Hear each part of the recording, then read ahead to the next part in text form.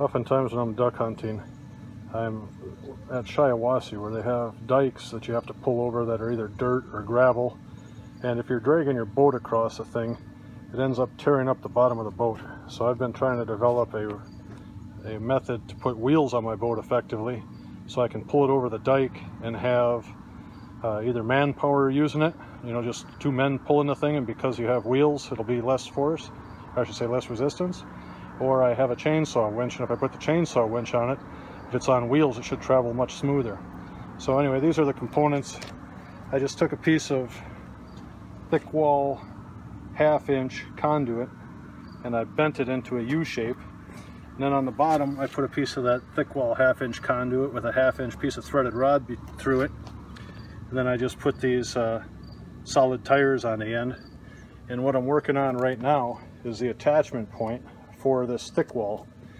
And what I have is a couple of these 3/8 inch forged eye bolts that are good for about 1,500 pounds. And the inside diameter is not quite large enough to go over the thick wall. So I'm going to take a step drill and drill these things out, and then I'll get back to you. This forged eye bolt is pretty hard on the step drill, so I suggest going relatively slow and lubing the thing up with either oil or WD-40. And as you're using the step drill, you want to come in from one side and then come in from the other side, because obviously you don't need to make the hole big enough for that whole drill to get through there. I've drilled these things out now so they'll fall over that piece of pipe. And now it's just a matter of determining where to mount them on the boat. This unit is from another sport boat that I had. I never documented it and put it on YouTube before. But anyway, it's 22 3/8 from center to center on the top there.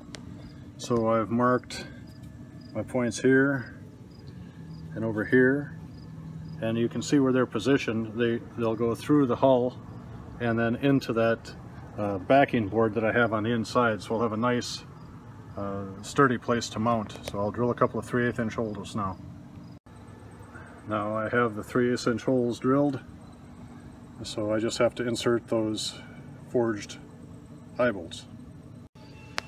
So the wheel assembly slides in, and I just have a pin above and beneath it, so it's captured, and I'll take it off of the bucket that I use for assembly, and you can see how it works. So this is my small boat wheel assembly. So if I have to go to rugged launches where I can't get the trailer down, I can take this thing off the trailer, put this little wheel assembly on the rear, and it's just a matter of removing a couple of pins to put it on or off. And then on the front,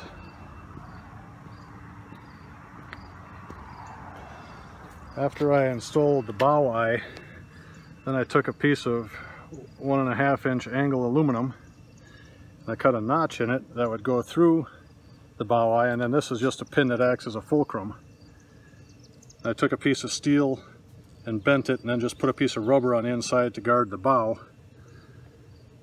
And then I took a caster wheel, and I'm not much of an aluminum welder, so I bolted the caster wheel onto this piece of 1.25 inch aluminum.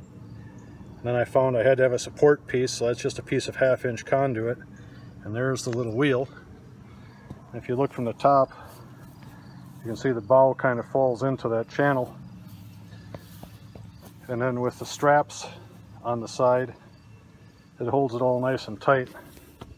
So now, if I want to wheel the thing around the yard, as I'm filming, I'm just wheeling this thing up the hill, and you can see what it looks like. So this was my attempt at making something that's relatively lightweight. I can throw the pieces in the boat and take them where I need to take them. And as I mentioned in one of my other videos, when I take this thing to the Shiawassee State Game Area, guys tend to just pull their boats over the dike, and it beats the bottom of the boat pretty badly.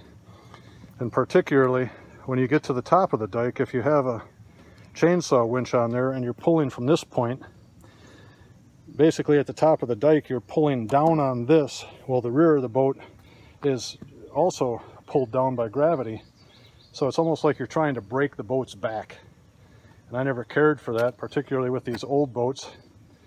So anyway, this is my wheel assembly, and once I get the boat together and have the motor and stuff on it, I'll take another picture. But in the meantime, just when it comes to wheeling around the yard, this thing works out pretty well.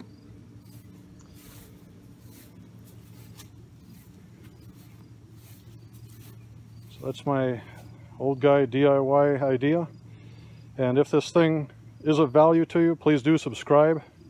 I'm trying to get to 1,000 subscribers so I can monetize these videos and make a few bucks. Have a nice day.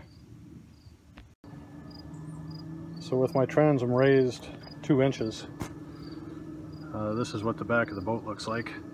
I'm not done with the transom yet. I just hung the motor on there for the sake of this little video clip. And you can see how raising the transom 2 inches left it so the anti-cavitation plate is just about even with the hull of the boat.